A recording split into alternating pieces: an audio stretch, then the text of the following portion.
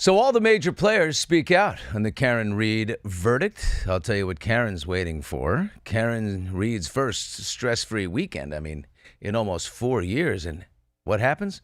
We drop a baker's dozen of big, beautiful bunker busters on Iran.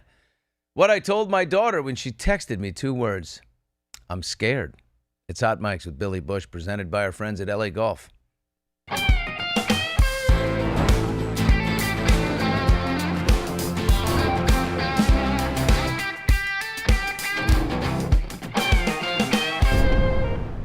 We are live on TuneIn and YouTube on this Monday. The victorious Karen Read defense team exiting the courthouse, greeted by thousands of Karen Read believers.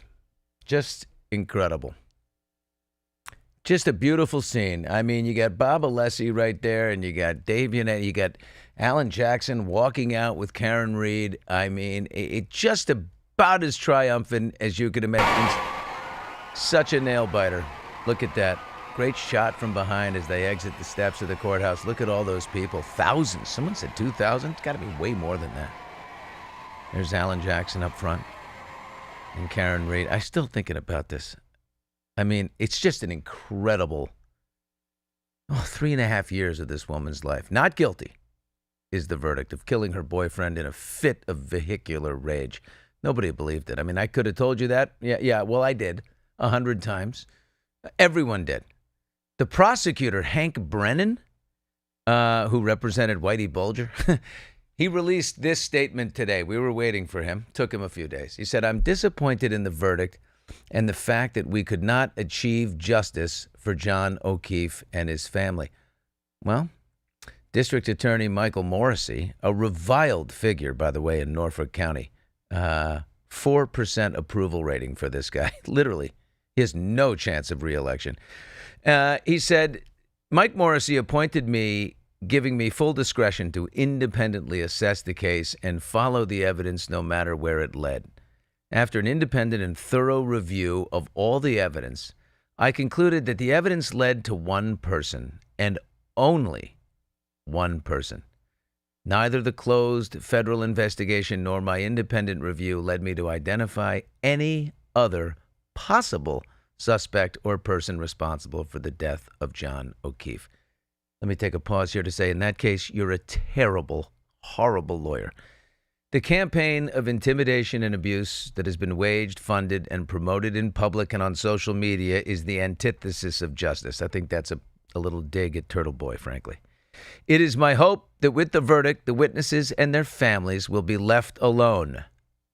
Another dig at Turtle Boy. The harassment of these innocent victims and family members is deplorable and should never happen again in a case in this Commonwealth.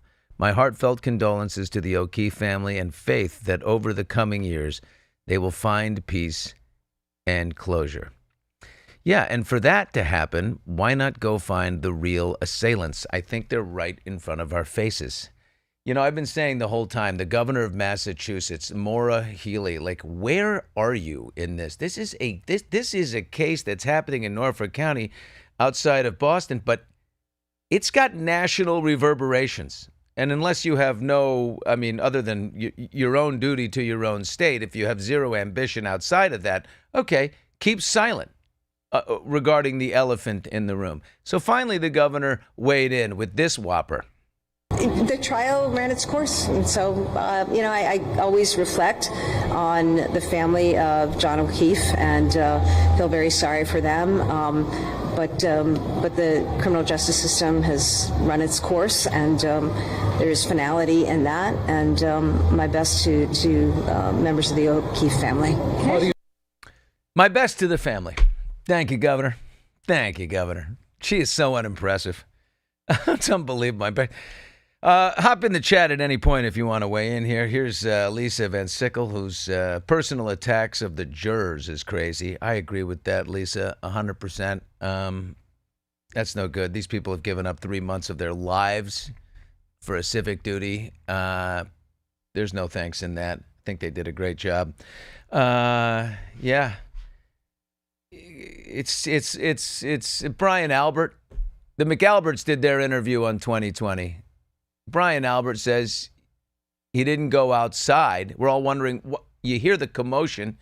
There's a dead guy on your lawn. There's Karen screaming. There's sirens going off. There's commotion on your lawn. You don't come out. He says, I didn't go outside because, I'm a Boston cop, not a Canton cop. This is Canton jurisdiction. So what, you're going to stay inside and eat your breakfast and not be bothered by this whole thing? It's not my jurisdiction. There is a dead man on your lawn, you big bozo. Holy mackerel. And not only that, he's a Boston cop. He's a Boston cop that was coming into your house. So there you go. He's in your jurisdiction. Michael Proctor spoke with 2020. That poor bastard. He is just a poor guy. Boy's gained so much weight, you can see, from the first trial to now, since being, dishonorably discharged. He's gotten all fat and bloated and stuff. And it's kind of a sad sack. He starts crying. His whole life went away. He's not a leader. He's just a big schlub that kind of was, going along to get along and fit in with the guys. And, he's not a game changer. He doesn't mean anything. And there he is, his whole life pissed away because he didn't step up. Anyway, he felt the public was, he mentioned that the public was actually in support of the prosecution. He called them the silent majority. He goes, they're just not on Twitter. I don't think so, buddy. There's been extensive polling in the area. And 70% of people not only support Karen Read, but are suspect of law enforcement and the whole process, and police and Massachusetts State Police in that area. As for the jurors, Janet Jimenez was juror number 12, and she thought one thing when the trial began, but eventually she sort of came to a different conclusion. Here she is. I was hoping that my fellow jurors could help me to go through all of this. So I went in with a very open mind, but definitely leaning toward that she was guilty. I don't want to be like, oh, should I second guess myself? Because I'm very comfortable with how I came to the decision. So I guess it'll be part of my story. Interesting. Going back to the chat here, Denise Parker says, I think Higgins did it with the help from the Alberts. The Alberts will make him their scapegoat. Who knows? I mean, it is interesting that they all did interviews except Higgins. He's nowhere to be found. Juror Paula Prado, she's juror number 11, told Turtle Boy there were other jurors who also had guilty or not guilty thoughts before the trial began. My question for you is, were there other jurors that were leaning towards guilty, and what did you guys do to persuade them to vote not guilty? There was other jurors who come in with guilty for manslaughter, at least. How many would you estimate? I would say there were maybe 3 jurors who were set on the guilty verdict, but okay. Another 3 were, I don't know, maybe. Either way, okay. Yeah. Open to, and there were about 6 that were leaning towards not guilty, and that includes you? Yeah, and that's my impression, because again, we didn't have a vote in the beginning. So that's my impression by the comments people were making. Wow. There's also a lot of these jurors are being harassed online in a huge way. And a lot of it is racist, Paula Prado right here. I mean, there's a lot of deplorables coming out and attacking these people. These people gave up their time. They saw the only available answer, the only available verdict. The idea that Michael Proctor thinks that there's a silent majority that thinks that she's guilty, it's crazy. There's just too much inexplicable crap. So anyway, the DA speaks out, Michael Morrissey, again, 4% popular. The governor, Hank Brennan, Alan Jackson, spoke audio with Howie Carr, the radio guy in in Boston. Yannetti and Alessi have spoken. The McAlberts speak together. Nothing from Mama O'Keefe right now. Again, who I always have, a soft spot for. What that woman has been through, it's too much. Nothing yet from Karen herself. And I said it most interestingly. Where are you, Higgy? Where's Higgy, baby? Come on, guy. Karen, listen, what Karen Read needs to do, and everybody should understand this, is she should be paid. I said it right when the verdict came out. The last ABC 2020 and their special with lots of, shorter pieces that run on Good Morning America, ABC News, NBC News, CBS News. Let them all fight. They still have checkbooks. Let them all fight and let Karen get paid. I mean, she's given up. Yeah. We'll have more on that a little bit later on how that all works because, frankly, I got a guy who works with me right here on this show who's paid $1 million for an interview before. He took out the corporate checkbook and wrote $1 million. And guess who he wrote the $1 million to? You'll find out in just a little bit. But on Sunday, my daughter texted me, I'm scared regarding Iran and that whole situation. Bombing Iran, it's hard to get one's head around that because we've been talking about Iran and the threat in Iran and nuclear weapons. And frankly, we've been talking about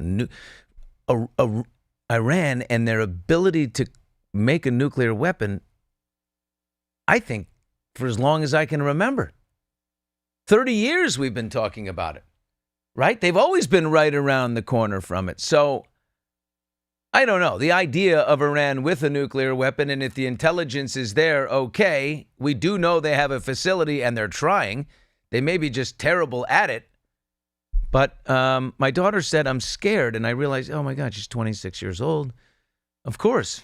Of course it's scary. I'm not. And I'll tell you why. But, for those who are, I'm sure you know, Operation Midnight Hammer. What a name. Leaving Whiteman Air Force Base in Missouri, we got 7 B-2 stealth bombers. They spend 37 hours in the air. We got a submarine. They all launch over 75 precision weapons against Iran's Fordo, Natanz, and Isfahan nuclear sites. 14 30,000-pound bunker buster bombs penetrating deep underground. Trump called the damage monumental, as he likes big. Monumental's good. Not, at least it wasn't tremendous. And hinted at possible regime change if Iran fails to sort of make Iran great again. Following the attack, Iran launched missile strikes at Israel, and at least 10 missiles have been launched towards a U.S. military base in Qatar and Iraq. No injuries. Now, here's the amazing thing about certainly about the launching of the missiles towards our base in Qatar. The U.S. knew about it. We knew about the attack ahead of time. Iran's Supreme National Security Council said that they dropped the same amount of munitions as the U.S. dropped on us, which is their way of saying, okay, we're even. You dropped 14, we're going to shoot 14, and we'll call it all good. Except for our 14 are 30,000-pound bunker busters that can blow through 300 feet down into the ground, into a mountain, and they're flying, a paper airplane, a Scud missile, and they're telling us about it. So this is all about, if anyone's worried, this is about de-escalation to us. They obviously want to de-escalate, or they wouldn't, tell everyone, here's what we're doing. But back, to my 26-year-old daughter, I just told her, look, I know it's terrifying, because she's like, there's families, there's people. I'm like, of course, I know there is, and that's all around the world. It's awful. Yeah, look at this. Carrie in the chat says, right, Billy, all the people fleeing these countries, where will they go? In this case, there were no people that got hurt with our bunker busters. We're going after nuclear facilities, so, that's okay. And as far as the counter goes, all of our people were off the base because we knew it was coming, and most of them we intercepted anyway. But I told my daughter, Iran is a really weak country, and they're also a cowardly country. They've been run by a theocracy, the mullahs and the Ali Khomeini now, and for 50 years it's been a religious sort of government, and they operate in the shadows. I said, honey, these people are the sponsors of terrorism around the world more than anybody else, and they do it quietly. They fund groups like Hezbollah and Hamas and Houthis and whoever they can give money to from their massive, oil exports. Whoever they can give money to damage, of course, Israel and kill as many Israelis and Americans and our interests wherever they can. So, like, this is a nice time to do it. Frankly, I support it. I thought it was a big move. I thought it was a bold move. Benjamin Netanyahu's been asking every president since George W. Bush to please do this. Give us access. We'll do it. Give us your B-2s. Give us your bunker busters. And every president hasn't. And Trump did it. He saw the opportunity and he took it. We don't know the damage. He says it was, absolute and terrific and monumental, and we don't know. We won't know for a while. But it's the one country that can't have it, that can't be trusted with the nuclear weapon, is Iran. So, and I told you that they're not organized enough. The idea that they have some ability to respond over here, I don't think is even possible. But, we were told that MAGA is very much against foreign war, and that Donald Trump has betrayed his base. And that's like Tucker and Steve Bannon and J.D. Vance, the vice president, and Marjorie Taylor Greene and all these people. The thought was that MAGA was united on the no foreign wars front. I don't think so. I think it's further proof that they're united around one thing, and that is Donald Trump himself, and whatever he decides to do, they're going to support. Right? If you disagree, you look the other way. Now, the regime change conversation is on the table. J.D. Vance says absolutely not. We're not in that business. He said it all over the Sunday shows, but Trump will do what he wants to do. I mean, he's a man who likes legacy, right? Wiping out Iran, taking away their threats entirely, and maybe, giving rise to the people is a very tempting legacy. I hope we don't do it. But boy, he really knows how to outrun outrage. Let's talk about that. What happened to the No Kings rally? Where did that go? There was so much outrage over the No Kings rally. Where'd it go? Mahmoud Khalil comes home after 100 days in an ICE detention center. Gone in seconds. Nobody cares. Nobody's talking about it. Trump changes the topic instantly with the next thing. Democrats on this whole thing are landing on I can't believe he did this without congressional approval. You mean like how Obama did in Libya? Yeah, and every president has. That's the outrage flex point. AOC's going with this is unconstitutional and there should be an impeachment. Oh my God, it's so exhausting, right? Everybody, this is like the same thing over and over again. These politicians, they're trying to find their way up. So annoying. Was it the right move? I said yes. On the phone with my 26-year-old daughter. I think so. Iran is weaker than ever. And that's the fact. But it's really, it's interesting. Our world is constantly, our world is changing. Hey, coming up, we're going to make things real light, real fun. I've got a wild interview with my friend Kristin Cavallari. I've known Kristen a long time. She's unbelievable. One of the highlights, how her gynecologist, she brought this up, wanted her to date his son. Oh, my God. How about that? First, I got to tell you, Hot Mike's sponsored by LA Golf, most technologically advanced golf gear on the market. They're here to disrupt the game. Born from a pro player, Bryson DeChambeau himself, anti-establishment mindset of the game of golf. The groundbreaking technology is just flying off the charts. You wouldn't believe it. The new irons are here. The drivers are all custom made to your swing speed. The putter, I'm sinking them from all over the place. Don't miss a second of the action. Get on lagolf.com. Get yourself a new driver. All right, so we're going to turn to TV. Kristin Cavallari has a great one on E! Got to say quickly, though, there's a show called The Waterfront everybody's watching. I started it yesterday. I've watched like 5 episodes. I'm oddly, deeply connected. I'm watching this thing, but boy, the writing is terrible. I think the writing is... I don't know why. It's got all the makings of a great show, right? A sleepy little fictitious North Carolina town on the ocean, a fishery, a family that's owned it forever, but their boats are going out at night. Where are they going? The acting and the writing is suspect, but it is such an addiction. You'll check that out on Netflix. And here's great news. Mobland is back for season 2. More Tom Hardy. This guy. Best actor on TV. All right, we turn to Kristin Cavallari, one of my favorites. She's amazing. Her show, Honestly Cavallari, the headline tour is on E! It's on Wednesdays. I sat down with her for Extra on TV in this wide-ranging interview. Here she goes. I can't. Girl. Let's talk, Billy. Girl, please. What? We have got to talk, girl. What did I do? Just between What us. didn't I do? I've been watching the show. And? I don't like the way these men are treating you. I'm Thank gonna say that you, right now. Billy. I don't like it. Thank you. I appreciate that. Do I need to talk to somebody? Do you want to hand me a list? I need you with me at all times. You want me to make some phone calls to Yes. senior statesmen right here? Yes, I would love that. Okay. I need you. What's going on? I think it's like the way boys are mean in school to girls. Like Yeah. you go. Let's go to grade school for a second. Yeah. Right?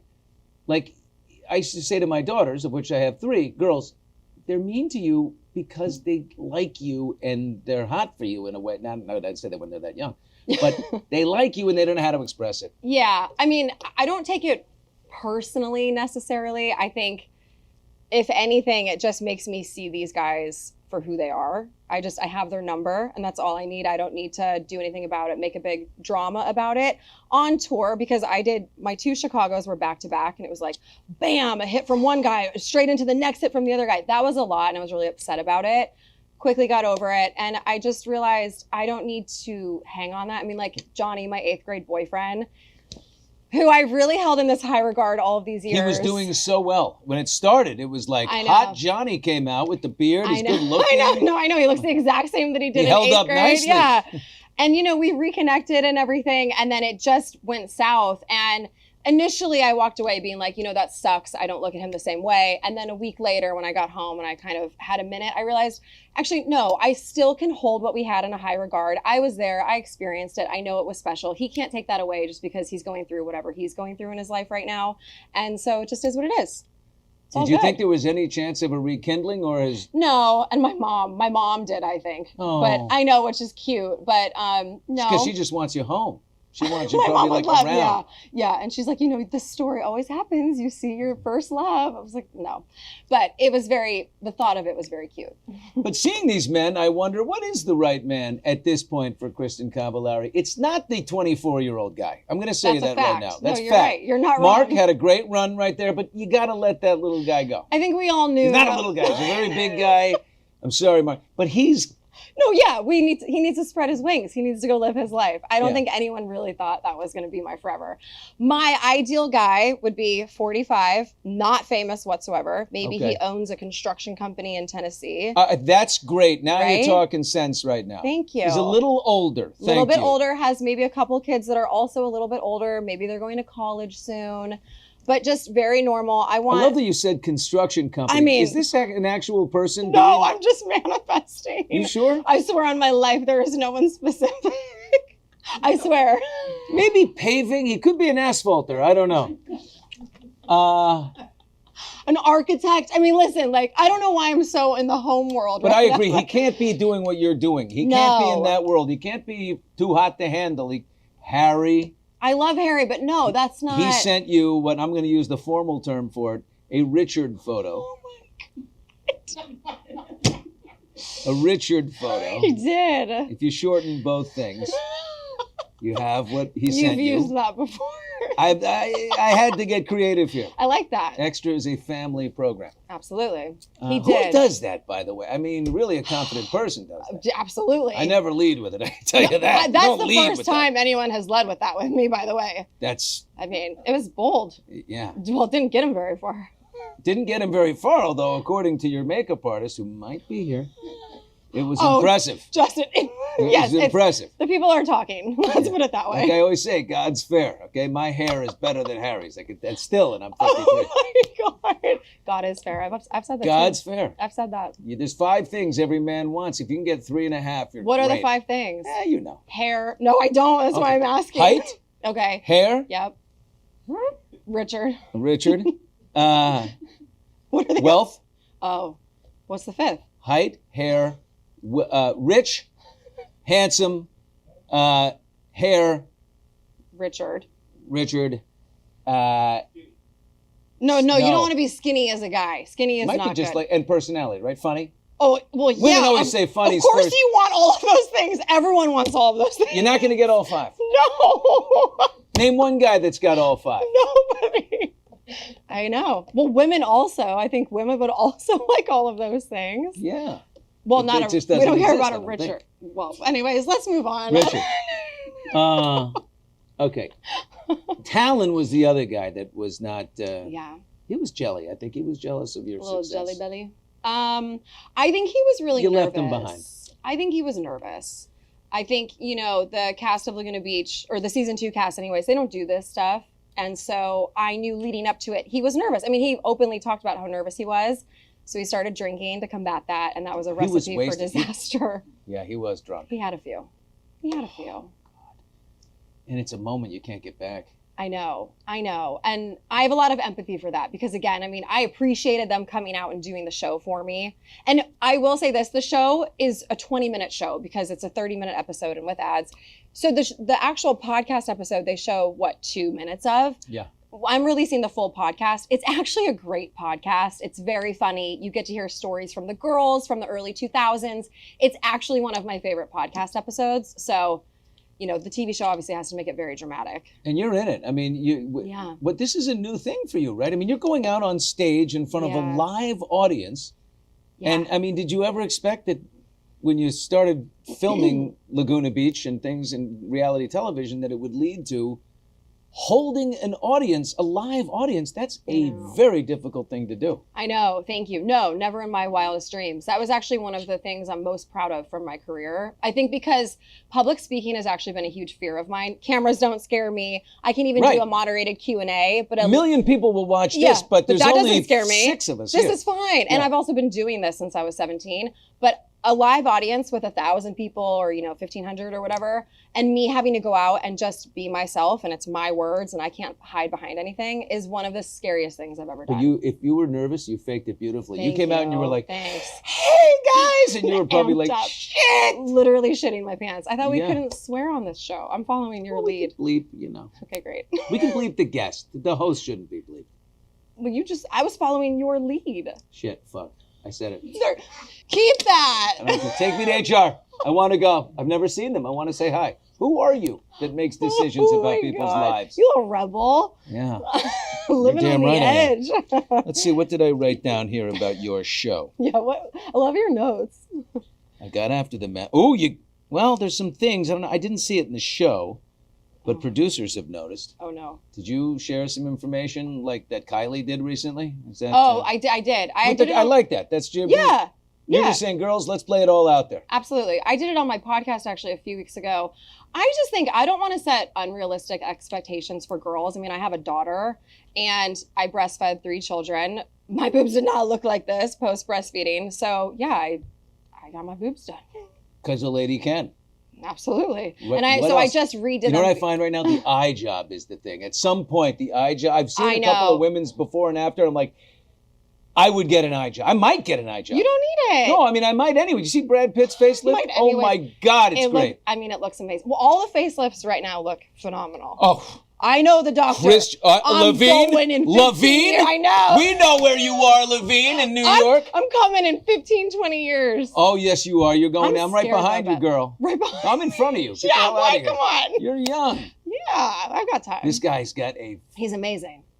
He's amazing. He's done all the good ones. and he's a young guy. Is he good? Because I need him around in 15, Exactly. 20 years. That's- Don't go anywhere. No, he's like maybe late 30s. this guy, early Great. 40s. Wow, that's actually shocking. You know what? I think he has a construction company. I'm going sooner than Wait, I thought. what about the facelift guy? Forget the construction company guy. All the free I don't stuff. know. I could never date a plastic surgeon. I would be No. like, God, you're picking me apart all the time. There's no way. He spent all day doing boobs and necks. Yeah, he's and butts and desensitized tummies to and- all of it. Yeah. Yeah, no.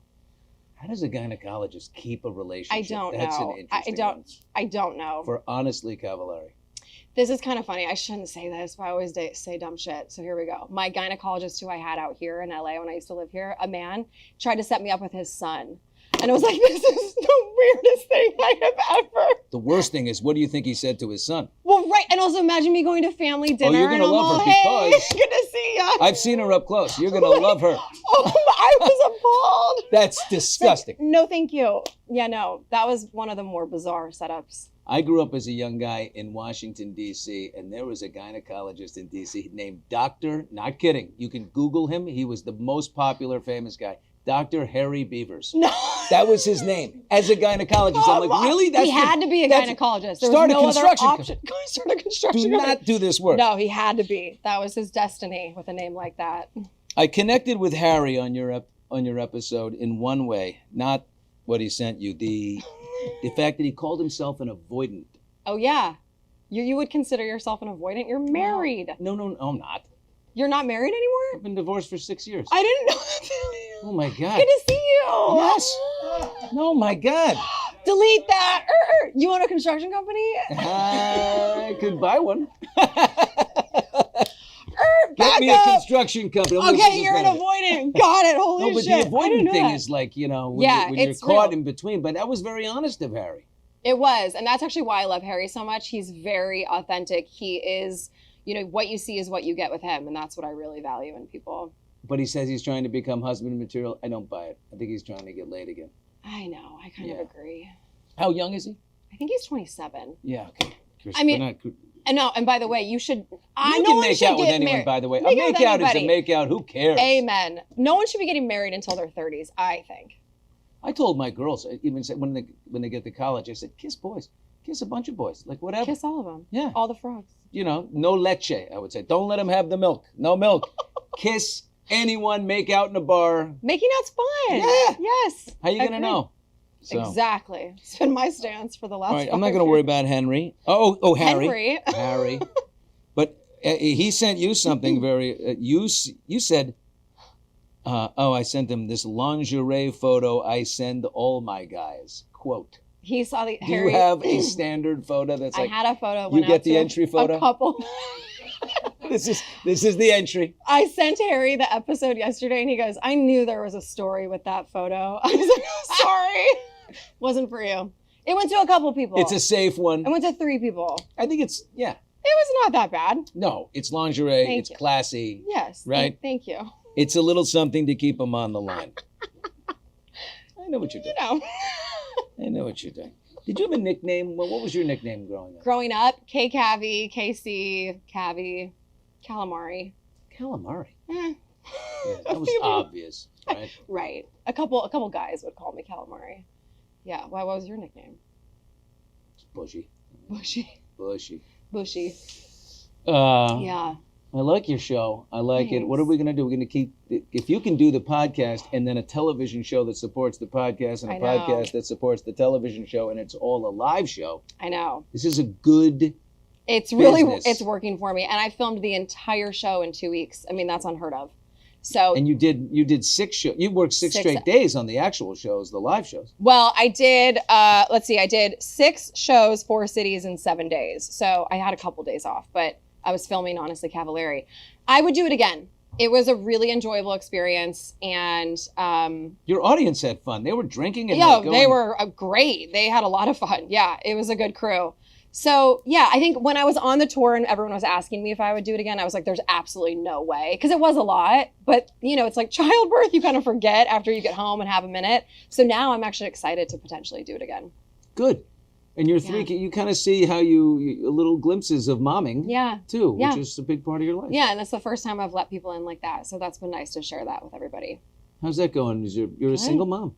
I'm a single mom. Got some help, I assume. But Well, I have a babysitter who would pick them up from school for me. I mean, my kids are older now. They're in school all day.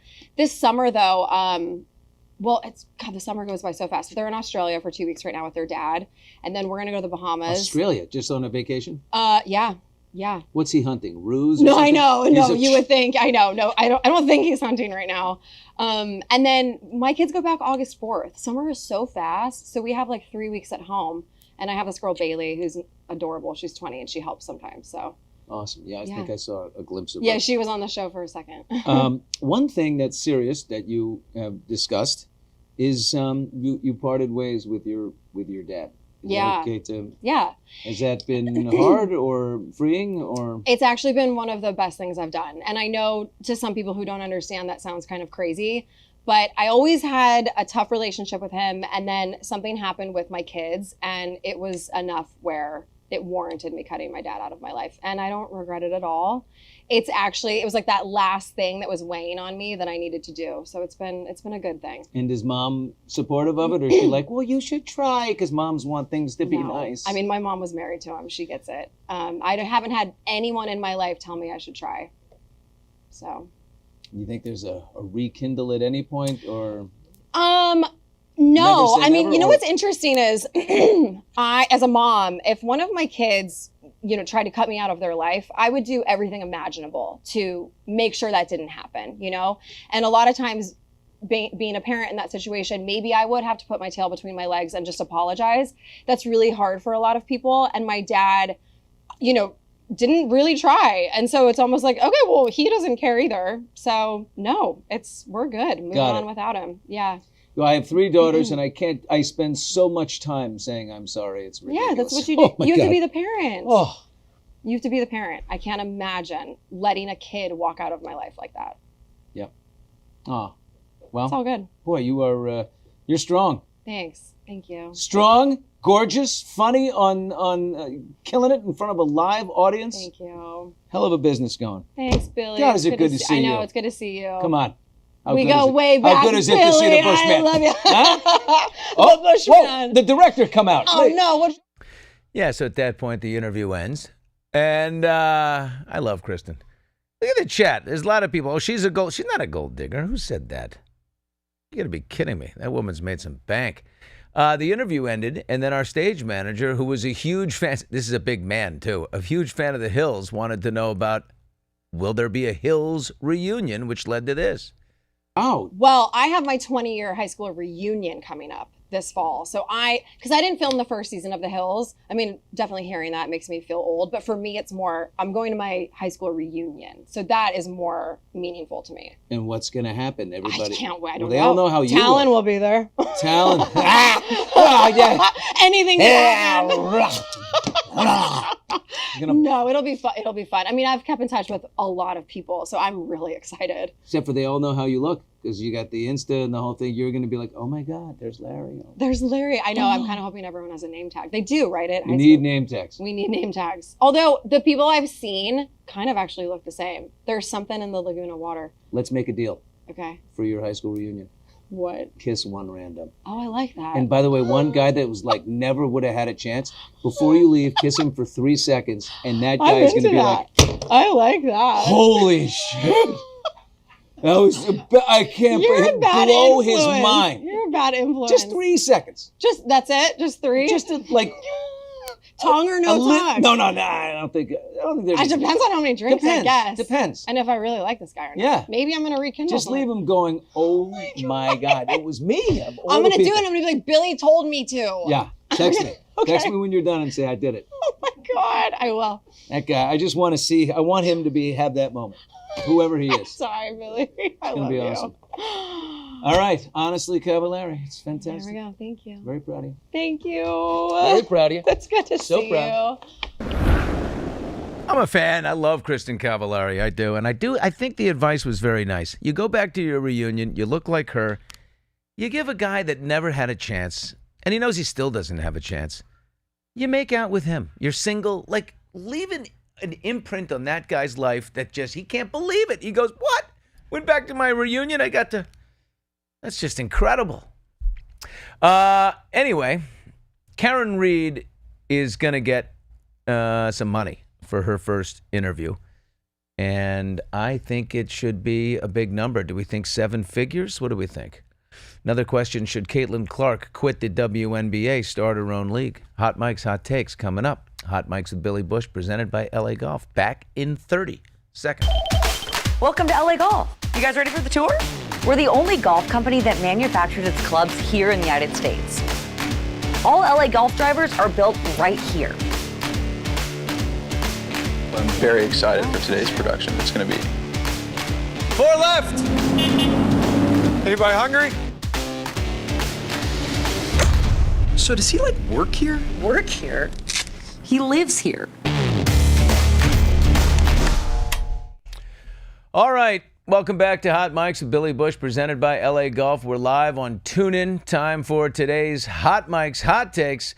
Rob Silverstein. You know what? Let's roll. Our executive producer, Rob Silverstein. We've only been on doing Hot Mics for 5 months, and he took his second vacation.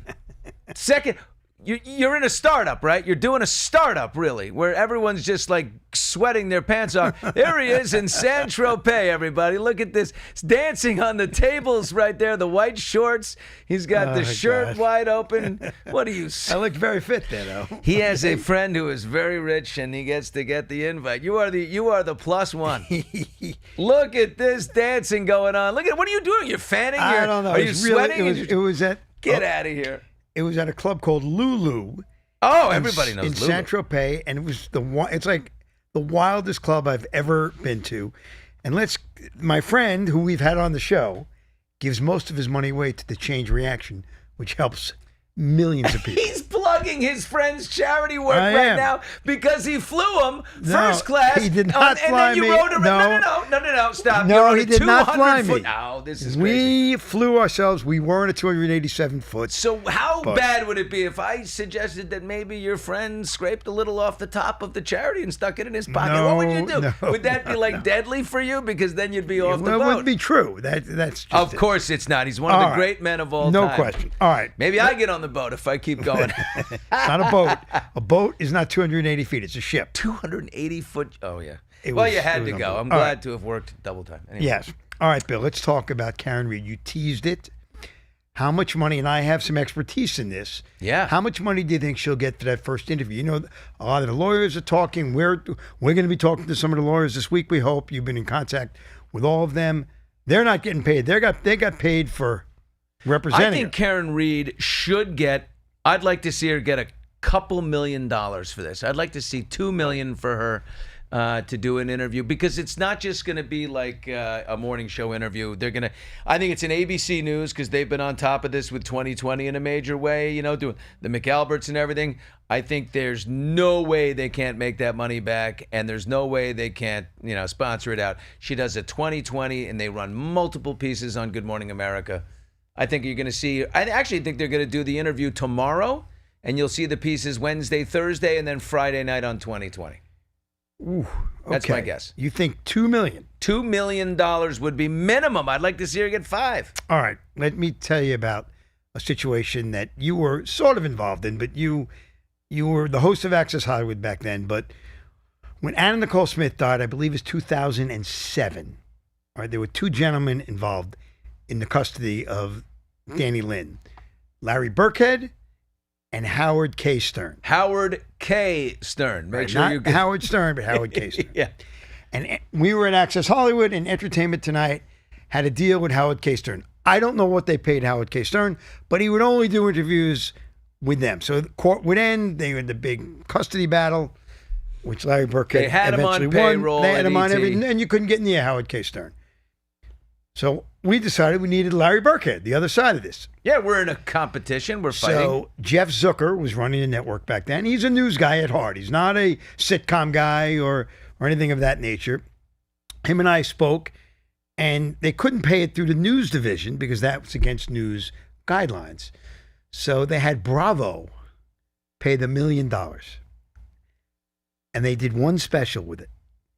And then we did a month of programming. And we didn't spend a thin dime. It was disgusting. I remember it. It was $1 million.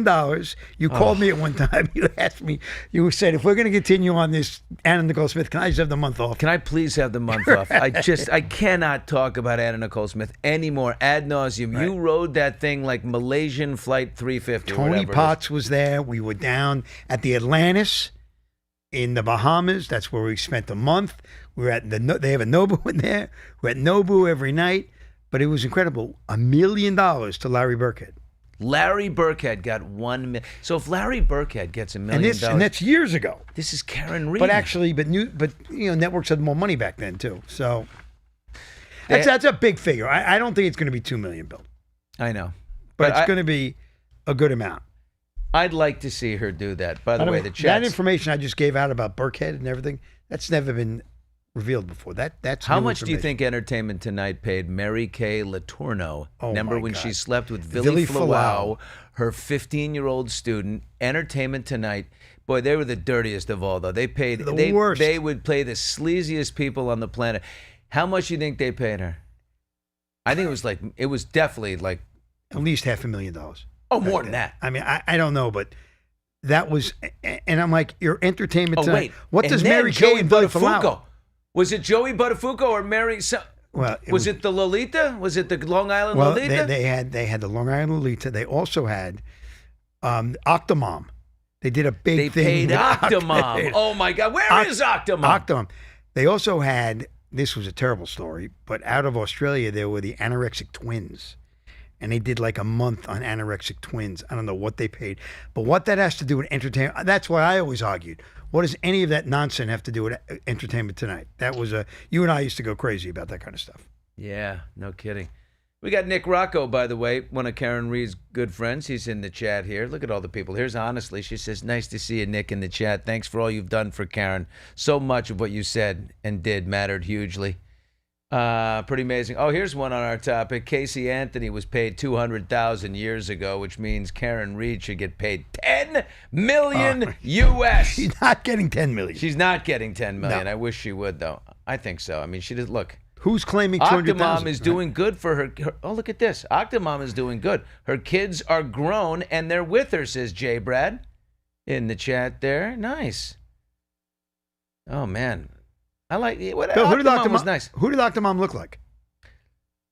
She looks like the new Cheryl Burke. Who did she look like? Oh, Cheryl Burke right now I know. looks like Octomom. Right. Who did Octomom looked a little like Angelina Jolie back in the day. She did. That is the greatest thing Octomom could ever be told. She did. Yeah, look at this. Free Turtle Boy, says Bob Bergman. Why, is he in trouble? I don't think he's in trouble. Well, Turtle Boy was in a little trouble, but I think he's gotten out of that trouble. Yeah, Harassing witnesses, things of that nature. He was accused of, but I think Turtle Boy's people fine. like the $10 million number here. Give the She's girl not getting $10 $10 million. I think she deserves $10 million minimum. I'm telling you what, Karen Reed hasn't worked in 3.5 years. She's got to pay some bills. And how much do we give? How about should we offer money? Let's offer money from Hot Mics to Higgins. We're offering our money? I'm offering for Brian Higgy Higgins to come on. Yeah, I'm going to offer him $5. You know what you called the Hig? $5, Higgy. What did you call the Hig? Big galoot. What I call him? What I call him? It wasn't a galoot, but it was just like a galoot. A big lug. You called him It was a great big you lug. called him a lug. All right, let's All right, go. Bill, let's call Caitlyn Clark. Yeah. She's the face of the WNBA, and here are the stats to prove it. Indiana Fever games are sold out, 17,000 fans every game. They used to get like 7,000 or 8,000 before she started. When she plays anywhere, WNBA attendance doubles, okay? Viewership, the 22 games she's been on, 1 million people watch. They used to get 100,000 people. At best. She's credited with generating 20% or more of the revenue, including attendance, media, merchandise, team, everything. Valuations have skyrocketed. But here's the issue. She's getting beaten up in these games, Bill. I know. There's a hatred of her by some of the players in the league, which makes no sense.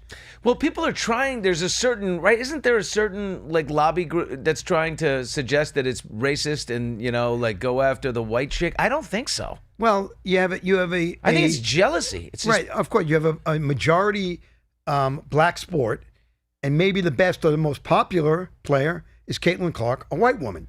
Well, look at the rap world forever. It was Eminem for a long period of time. And in golf, it Look was at Tiger golf, Woods. Tiger Woods. And he was embraced because he's like, if these ratings go up, we're all going to make more money.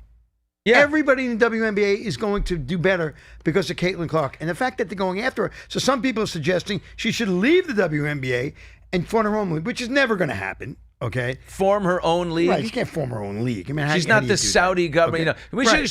she could. She could go to the Saudis and say, give me the the live. Saudis will do that. Give me yes. live basketball. Yeah. But I mean, it's just, if you watch some of the video of how she gets thrown around and picked on. Now she has a teammate now who's absolutely gorgeous, by the way. That's I'm throwing that in there, who's protecting her. She's like Dave Schultz, member of the Philadelphia Flyers back in the day. Schultz, sure. Right, and Kelly. Those two guys protected the Bobby Clarks. Her teammates need to step up around her like a hockey player would their goaltender. You got to protect her. But your point about she's elevating the game and the paychecks for everybody. This, to me, is the Howard Stern rule. I started as a radio disc jockey for 6 years. I was in radio, and Howard Stern started getting paid a ton of money. Radio guys were always like, whatever. But then Howard Stern broke through in a massive way, and he got these huge contracts, and all these radio guys were jealous and angry and like, oh, Howard. Everybody starts to make more money, marginally more, right? Depending on what your impact is, but he elevated for everybody. He changed radio and made guys got guys paid. And that's what Tiger did, and that's what Caitlyn Clark is doing. You know who also did that? Magic and Bird did that back in the day. The NBA Finals, they just had the highest rated game in like 8 years last night. NBA Finals back then were on tape delay. They weren't even live.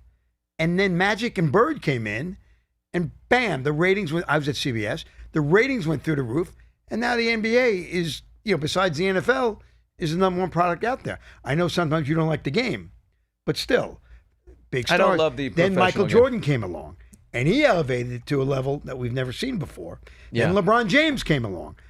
Who's the next LeBron? We don't know that yet. Maybe Cooper Flagg, who will be drafted on Wednesday. I believe Wednesday is the draft. Okay.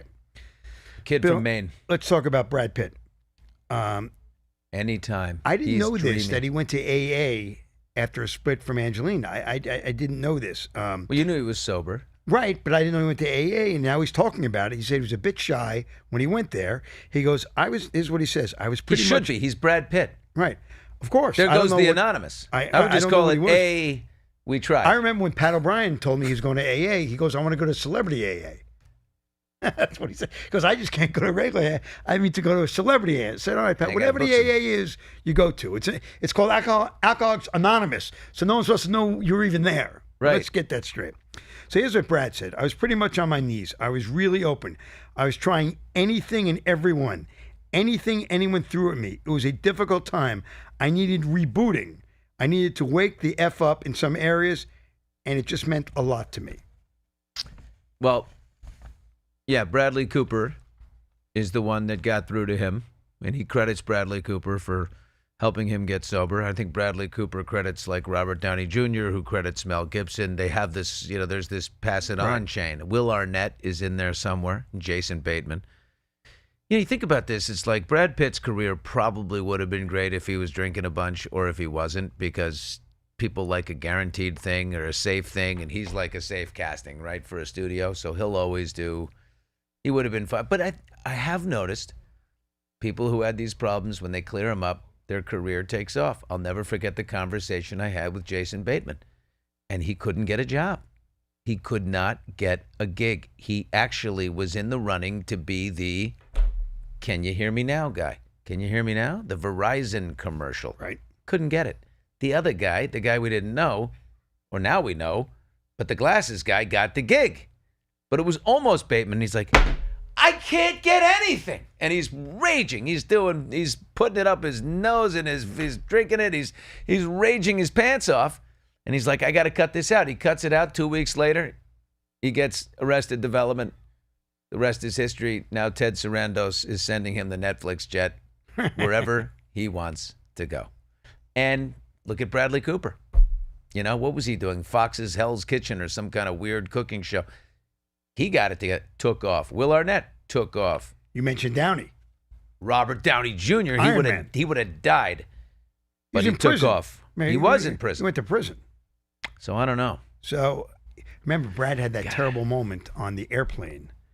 Something we never actually found out complete, but we know something happened on that airplane. They were all together with the kids because his kids. One of the children, I think, has a problem with Brad.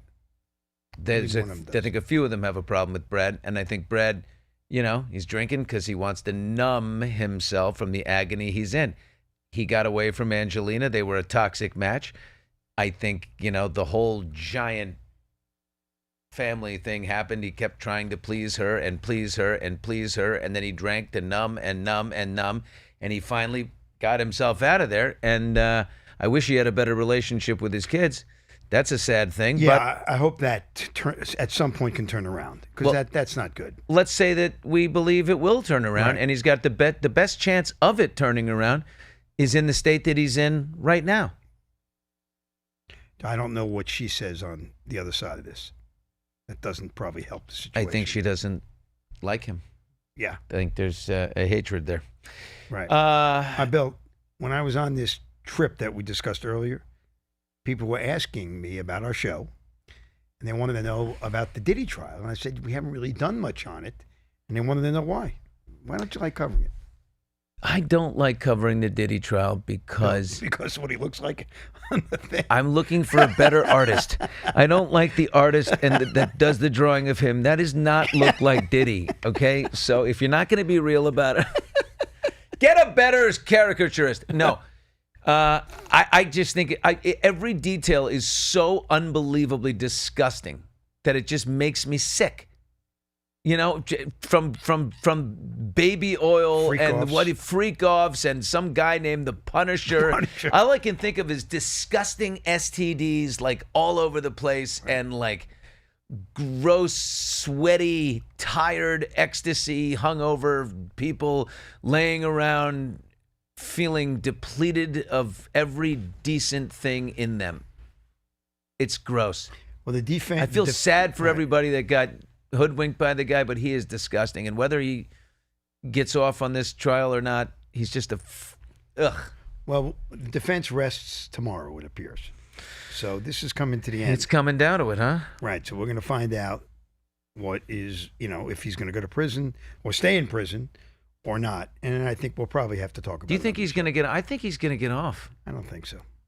There's too many text messages. And it might be a situation of like, I don't know that all the evidence is like a slam dunk for guilty, but he is so gross, and the jury may just be like, ugh, he can't be out. What's interesting about this, Bill, is too, you have spent a lot of time with him. I have. At the Access Hollywood days, and so did I. There's an incredible picture that I actually sent my kids because it popped up of him in our control after he was on the show with you and Kit. He came in the control room and had fun with us. There's a picture of him and I, sitting at the controls. I'm like, and I flew with him to Cannes, not with him, but he was on the plane to Cannes with me one year. Went to the film festival. He invited us to his boat with Maria Menounos. We did a great shoot with him. He was always incredibly appealing and nice. And then there's this other side of him that we had no clue. We didn't have any clue about this, Bill. No, there's some kind of burning anger in there, and like hatred of, I don't know. No amount of success could cure whatever that cancer is in there with him. He's just a sick man. Bill, did you bring up Mobland season 2 earlier, or did you not get to that? I don't remember. I got to Mobland season 2, and I have to tell you, before we, as we wrap up here, it is the best show on television. Have you not seen? I am such a junkie right now. I told you earlier, I'm watching The Waterfront. I'm watching The Waterfront because, well, you told me everyone's talking about it. So I was looking for something yesterday, and being a slightly addictive personality, I banged out 5 episodes. That's 5 hours almost throughout the day. But I mean, I just kept getting back into a cold bed watching this show. I had a 3-day member guest golf tournament. Okay. So you're a little beaten up? I was beaten up, and I was like just taking a soft Sunday.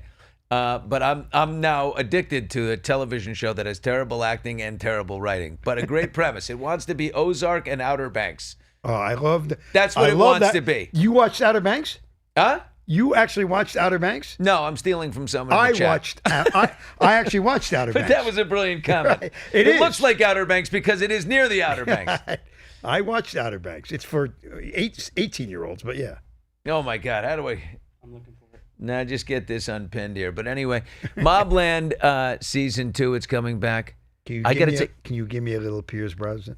Oh God, his accent is really painful. Can you give me a little? It's not as bad as him singing in Mamma Mia. If you ever seen the movie Mamma Mia, he can't sing at all. I mean, that's actually pretty good though. But dude, kill him. Eddie, get in here, Eddie. It's over the top, Eddie. It's too much. But Tom Hardy, I like the way You know, he talks in here, right? He says, Eddie, Yeah. I'm going to tell you this one time, all right? And his energy is very centered, right? But here. Bill, if you like Ray Donovan, you will love Mobland. I do like Ray Donovan. He's the English, Irish.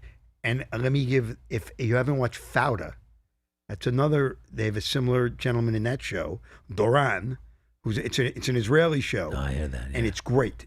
It's like 5 years old, right? Yeah. Unbelievable if you haven't watched it. Thing about Tom Hardy is I believe there's many tough guys like Jason Statham, very similar to Tom Hardy, but same family. I bet they've been, ran into each other in an audition room or two way back in the day. But I believe Tom Hardy is that hard and that tough.